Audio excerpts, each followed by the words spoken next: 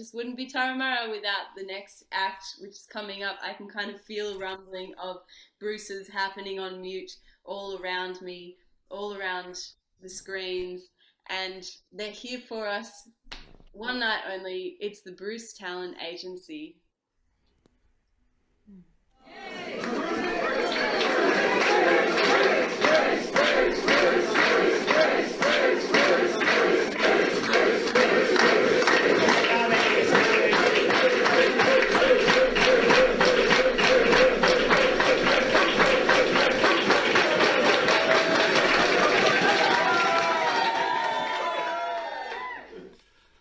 Oh, goodness me.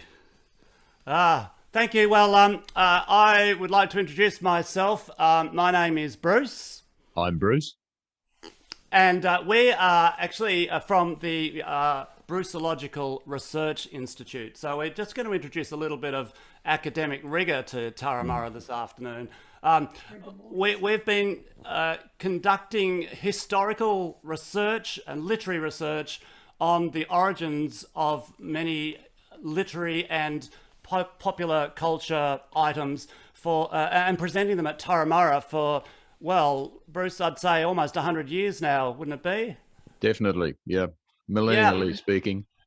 Yeah, that's right.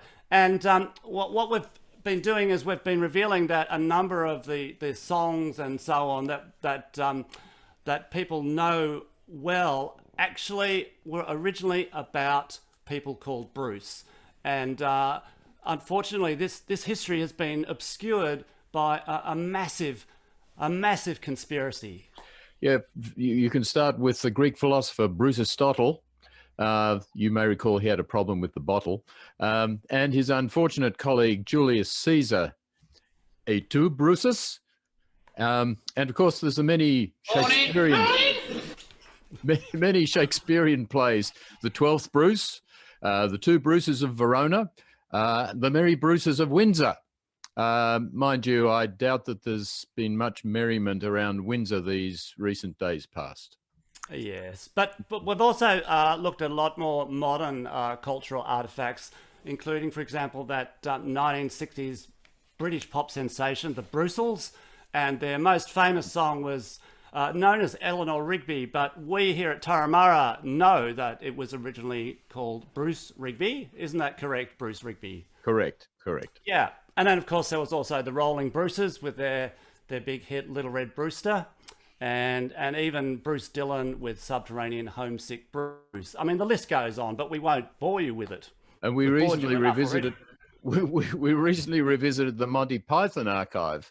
And of course, you'll be well acquainted with that, the famous Bruce sketch with the University of Woolloomooloo, from whence came the immortal lines, "G'day, I'm Bruce," and various references to sheep dip, etc. But we're not going to talk about that. That's well known. That was one of the ones that the cover up didn't survive, didn't manage that in that example.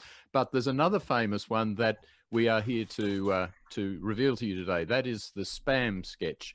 Then, just as a reminder, if you're not familiar with it, I think we have a snippet from the version that did make it criminally to air. Is that correct, Bruce?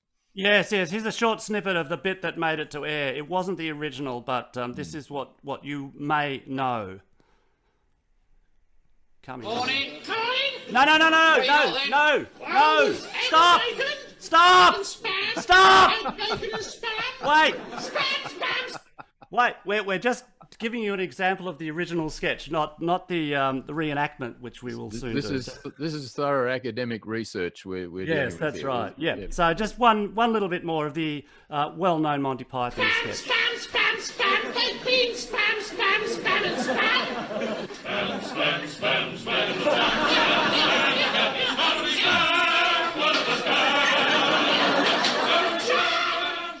So I rest my case. Yeah, that's how Outrageous. it came out, and people sort of liked it, but it's not a patch on the original, and the original had actually been lost. It wasn't the Spam sketch originally; it was the Bruce sketch, and that's a little known fact. And I use the word fact in the Trumpian sense of the word. But we're honoured today to be able to bring you a reconstruction of the original BBC tapes that have been hidden, and they were recently uncovered by Bruce Cleese and Bruce Palin, along with a few fragments recently found in the Dead Sea. And just as a side, by the way, the Dead Sea doesn't mean a sea without life. That's actually a mistranslation of the original Aramaic name for that body of water, which was, of course, the Bruce Sea. Yeah. So we're very proud to present to you today, in the interest of transparency, fraternity, and frivolity, the original version of the Spam sketch. We give to you the Bruce sketch. 37 across. Good morning. Oh, hi. Hi, how are you? Good morning. Oh, good, thanks. So, is this the Bruce's talent agency? Oh, it most certainly is, madam. And how may we help you? Right. Well, I'm looking for some acts for the Turramurra Final Sunday concert, and I'm wondering what you've got. Well, we've got several acts. We've got Stephen, Terry, John, Rita, John, Con, and Bruce. And we've got Stephen, Aaron, Terry, and Bruce. And then we've got Stephen, John, and Bruce. Then we've got Bruce, Stephen, John, Terry, and Bruce. Aaron, Bruce, John, Con, and Bruce. And alternatively, there's Bruce, Con, Bruce, Rita, Bruce, and Bruce. And there's Bruce, Aaron, Bruce, Stephen, Bruce, and Bruce. Then, of course, we've got Bruce, and Bruce, followed by Bruce, and Bruce. Or then there's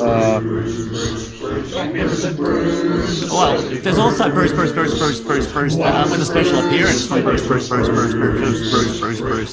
Bruce, and they do a finale with Bruce and Bruce.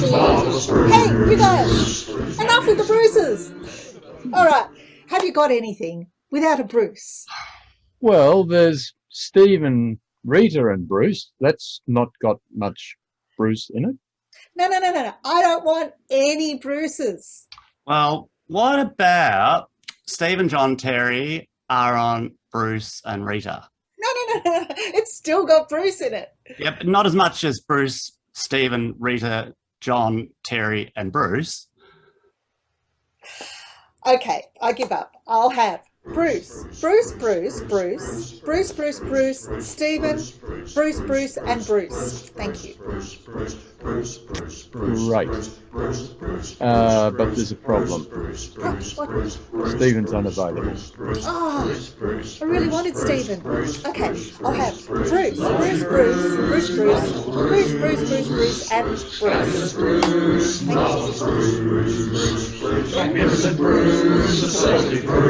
you. Wondrous Bruce, magnificent Bruce, lovely Bruce, wonderful Bruce, fabulous Bruce, marvelous Bruce, magnificent Bruce, lovely Bruce, wondrous Bruce, magnificent Bruce, fabulous Bruce, marvelous Bruce, wondrous Bruce, magnificent Bruce, Bruce.